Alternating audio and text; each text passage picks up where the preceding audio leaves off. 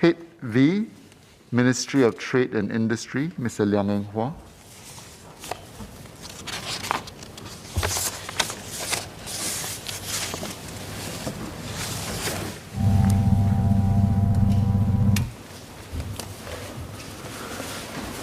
Mr. Chairman, I beg to move that the total sum to be allocated for Head V of the estimates be reduced by $100. Our economic agencies have risen up to the occasion during this pandemic crisis.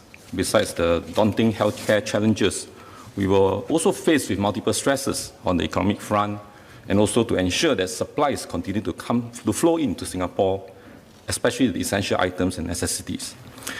For a small country with limited local resources, it is no small feat that we can continue to secure the adequate supply needed, especially during the intense months where borders were closed and many countries restricted exports.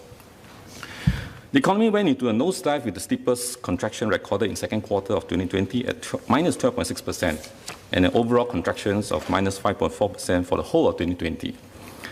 Armed with the strong fiscal support and the monetary measures, the economic agencies went into overdrive mode to swiftly get these measures out to the businesses. It was timely enough to save many businesses and jobs, and importantly, prevent economic scarring. So here I would like to commend the great work by the officers from Enterprise Singapore, the ESG, which many of what they have done may not be visible to the public. I remember sending many emails to them, appeals and requests for assistance from our residents who are deeply impacted by the crisis. The ESG officers are always sympathetic and helpful in each of these requests and would duly close the loop with the residents and businesses with support, help, and advisors. I'd like to mention a few names, actually, some of the ESG officers that have helped me.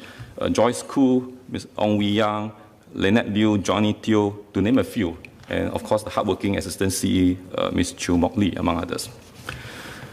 During the most turbulent period of the crisis, I know that the ESG and MTI team have gone out of the way to tap their global networks to secure food items and other essential supplies. These are real operations, and I can imagine the responsibility and pressure on the shoulders of the MTI and ESG officers during that period of time. This pandemic underscores the importance of resilience and diversifications for our source of essential supplies and the need for a robust stockpile policy. COVID-19 also reminded us that we will still need to maintain a small but substantial part of manufacturing capabilities locally, and which can be quickly scaled up in times of need. This may well be low-value add production during peacetime, but can suddenly become important critical resources in an unexpected crisis. Of course, all these resilience-related contingent provisions will add further costs to the government. It will also have structural implications to the overall economy and the cost of doing businesses here. So I hope that MTI can monitor this closely and look at how we can holistically optimize the overall cost. So the other economic agency that has risen up to the occasion is EDB. In 2020, despite the global pandemic year, EDB was able to attract investment commitment of $17.2 billion, which, when these projects are fully implemented, will create 19,000 new jobs. This is against the backdrop of falling global FDI flows. A case in point is Singapore's continued ability to attract foreign tech giants to set up in 2020, such as the likes of ByteDance, Amazon, Twitter, Zoom, Tencent, among others. The other exciting and value-creating investments brought in last year include the Hyundai Motor Innovation Center, the Siemens Advanced Manufacturing Competence Center, the Tata Digital Acceleration Center, and others. EDB is able to sell on Singapore's being an open, trusted, and connected hub that comes with skilled talent pool, well-endowed capital, and a vibrant and innovative enterprise ecosystem. Together with our vibrant local enterprises and Singapore being a premier financial center, these new investments all adds up to strengthen our position as a global Asia node. We must build on non-substitutable or sticky connectivity so as to maintain our competitive edge as a critical node. So besides the best-in-class physical connectivity, we also need to develop and enhance our center of excellence, such as digital connectivity, trade connectivity, even regulatory connectivity.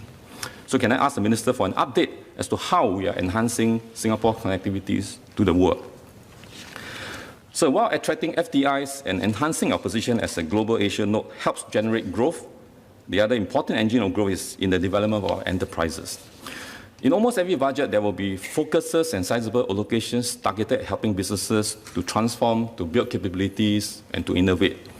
In more recent budgets, we have also seen increased support in areas such as digitalization and developing sustainability as a competitive advantage. We need to grow our local large enterprises, LLE, into industry giants, and also help promising medium-sized companies to grow to become LLEs. Capitalizing a wide range of capital to help businesses transform and to scale is also one of the key enablers laid out in Budget 2021. Some of the risk-sharing arrangements with market providers of capital includes venture debt programs for the high-growth enterprises, co-funding transformations of mature enterprises under the Emerging Technology Program, or the local enterprise funding platform where the governments and Temasek will co-invest 500 million each. Can I ask for an update from the Minister as to how are we growing our local champions and how are we roughing up the pace of transformation and to achieve size and scale? Also, has COVID-19 set us back on our internationalization momentum? Given the various structural shifts as described in budget statements, and how will Singapore operate in the new global and regional landscape and to stay competitive and relevant? And one particular structural shift is in the reconfigured global supply chain. How can Singapore companies seize these opportunities in the reordering and reorganizing of the global supply chain and be plugged into the critical part of the global networks? So our economic response to this crisis has to go beyond just counter-cyclical measures. We need to take bold steps to seize the new opportunities, invest in new capabilities, and be well-positioned for the next bound of growth.